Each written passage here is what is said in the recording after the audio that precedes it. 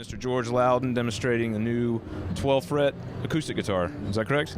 Yeah, I'm showing it. I'm not demonstrating it. I'm not a good enough player, but I've got I've got somebody here to do that. So anyway, so this is a new model that we did for 2018, which is a 12th fret neck joint model, and the rationale for that really is so that the bridge, by virtue of the fact that it's joined at the neck is joined at the 12th fret rather than the 14th, it means that the bridge is actually has to be glued on more in the middle of the back bout. So acoustically, that's a very good idea. Of course, for me, it meant that I had to redesign all the internal bracing, not only the position of the bracing, but the way that we carve it by hand. So again, I went to Portugal, and that was another thing I did while I was there, just on my own. I sort of figured out a couple of possibilities for how to voice that. And when we came back, we made 4 prototypes, 2 one way and 2 the other. And we chose one of the voicing options as being marginally better than the other. Interestingly enough, both of them were very good, but this one's, I think, has the edge. So the main effect that it has is, first of all, the guitar feels very compact, it just doesn't get in the way anywhere. The neck is a little bit shorter, of course. And also, the bass response seems to be a little deeper. In fact, my colleague Alistair says it's a lot deeper. He's a better player than me. He says it's a lot deeper. So I will accept his view on that. This particular one is the S model, which is stands for small. It's not as small as a parlor guitar. We have one that's smaller called the wee Lowden.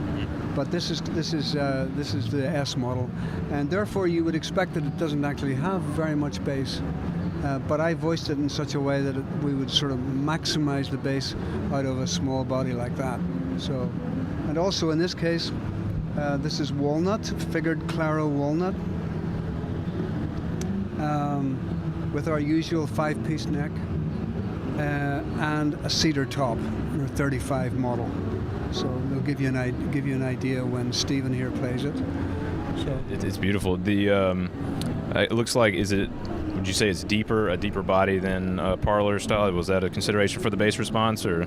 Well, no. I mean, it would be deeper than a parlor guitar for sure, but it's shallower than our other guitars. It's I try and get the depth of the body is very important. In this case, actually, it's more important to get the geometry of the sound box right rather than the depth, in my view.